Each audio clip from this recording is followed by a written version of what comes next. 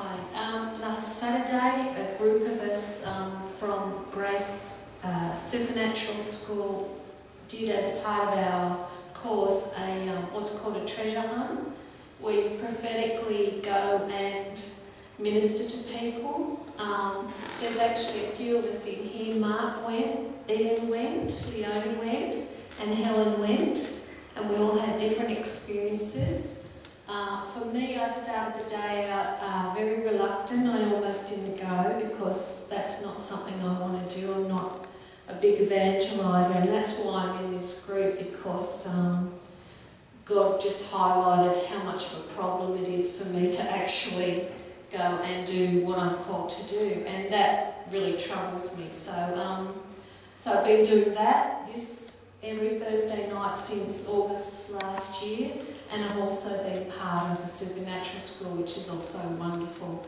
And so learning from here, and then looking into their method of prophetically going and finding people was a really great combination, I found.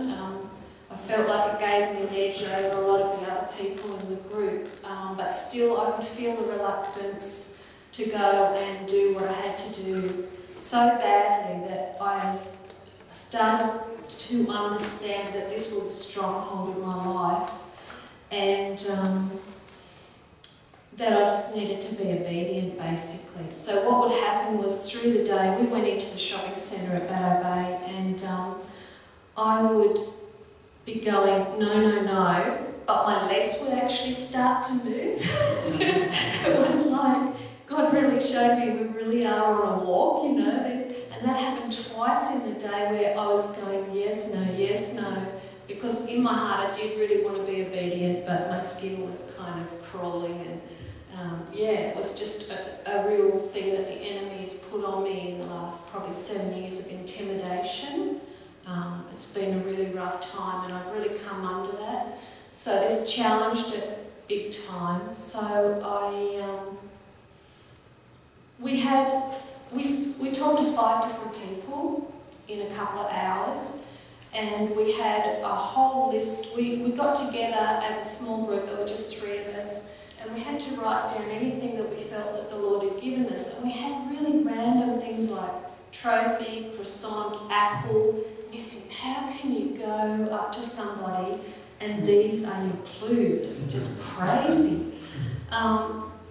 But it turned out to be amazing, because when we got into the shopping centre, these things started to come into line, where there's the apples over there, there's the shop that sells the croissants, then there's another shop down here that's got trophies, and we just started to realise, oh, God's actually giving us a map of just follow this and the person will be there. So the first person we saw didn't want to borrow it. His words to us were, don't waste your time with me, mate. There's no hope for me. But one of our keys on it that we'd sat down and written was the phrase, there is hope for you. But this guy was so stubborn, and the people around him were so critical, that he wouldn't even look at the paper to see, hey, we've already written this out and it's talking about you.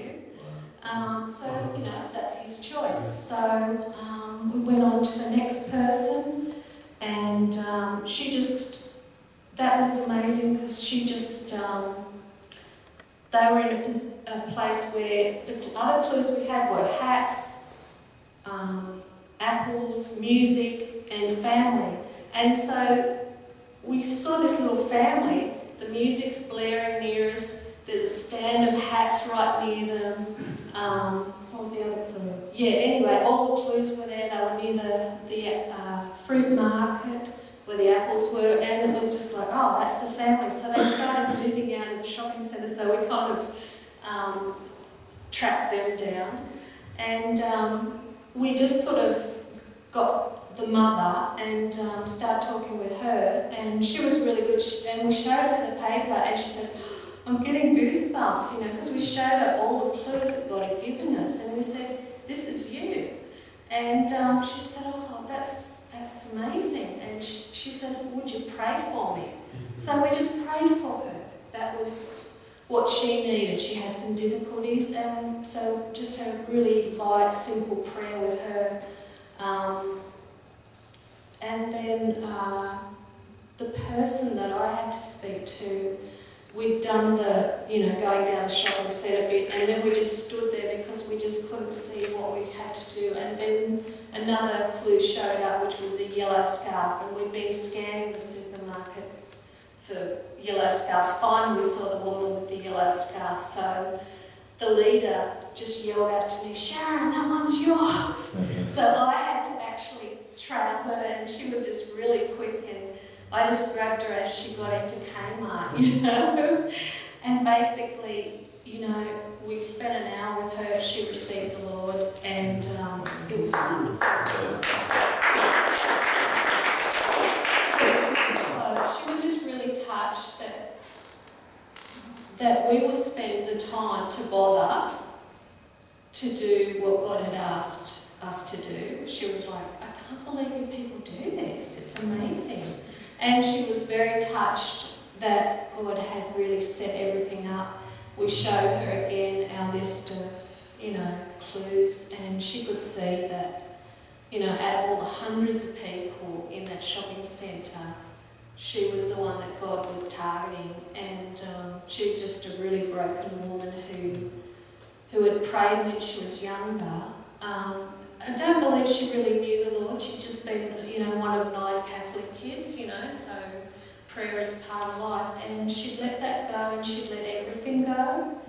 And so we just pieced the bits of information together because she was so scrambled, because she was in such a broken state, and she started to cry, and she received the Lord, and it was very real. And she just left the place with a big beaming smile on her face, and we gave her, the other lady there gave her a Bible, and it was just a really beautiful experience. So that's good. Thanks, Sharon. Isn't that great? Real people touched by a real God, breaking through. It's lovely.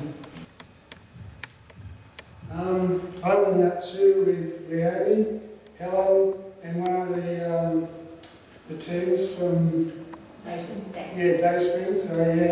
That was Kylie. And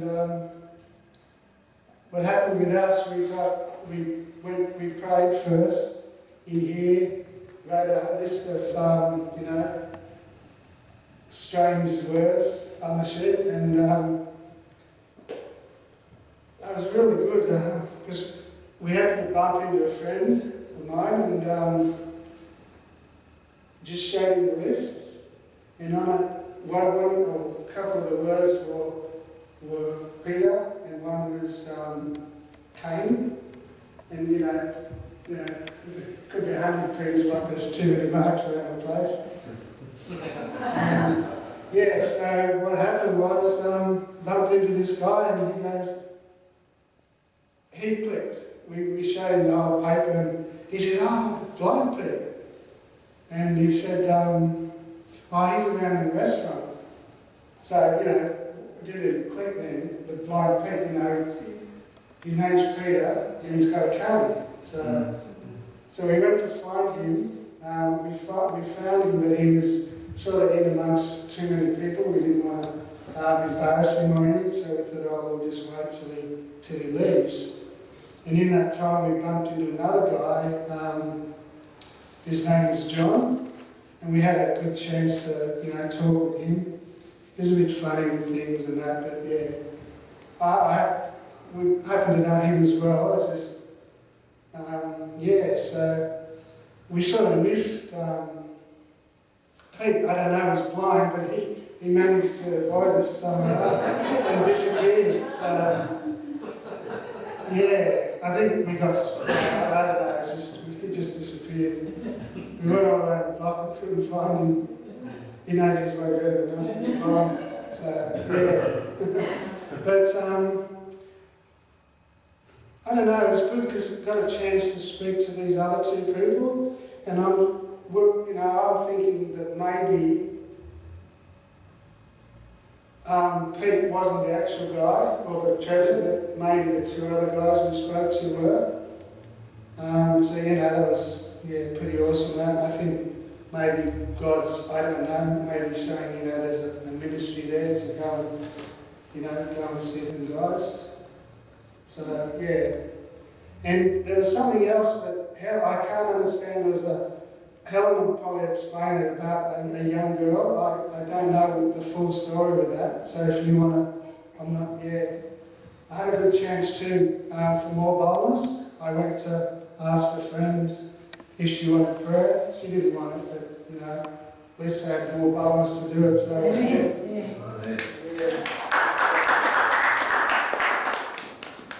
Well, I guess I'm a bit like Sharon.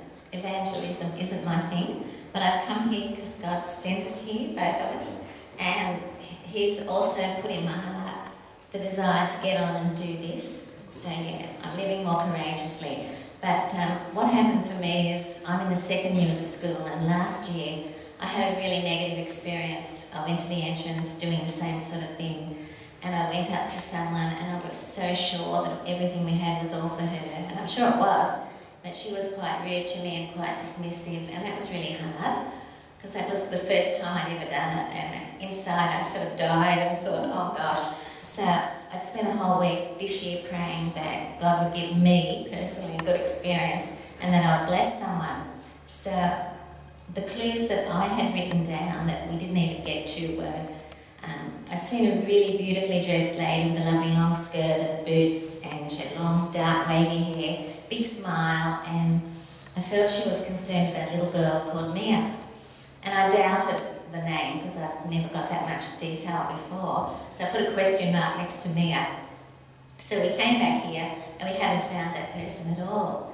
We were sitting here having dinner, and one of the people in the course is a friend of mine called Neva, and I was talking to her and I suddenly remembered, probably the Holy Spirit going ding ding ding, one of her grandchildren is called Mia. I was sure of it, so I said to her, have you got a grandchild called Mia? And she said yes. I said, is her mum concerned about her? She goes, oh yes. So I described the lady that I saw, and she said, oh yes, that's her. She's so beautifully dressed, she could be a model. And I said, what's the issue with Mia? And I'm a teacher, so I'm really interested in kids who have trouble learning. And she said she's really having trouble with literacy at school, and she's got an attitude of, it's too hard, I'm giving up. And she's only 8 years old, so I thought, that's terrible. So Neva and I sat round back here at the table, and we were just praying for this little girl. Meanwhile, we've got our eyes closed, they're moving tables around and getting organised for the rest of the night. But I just went home rejoicing because God gave me personally a positive experience and answered all my prayers. And I know that that little girl, every time I think about her, I'll pray for her and her whole family. So we went from a really super negative experience to a really good one. That's great. Everyone knows Graham Crossing? Okay, he does the Sunday night service here. He had prostate cancer, and it wasn't looking too good. And he came here, many people have prayed for him, but the news was I got a text from him tonight saying he's been down to see the specialist, is in remission, which is fantastic.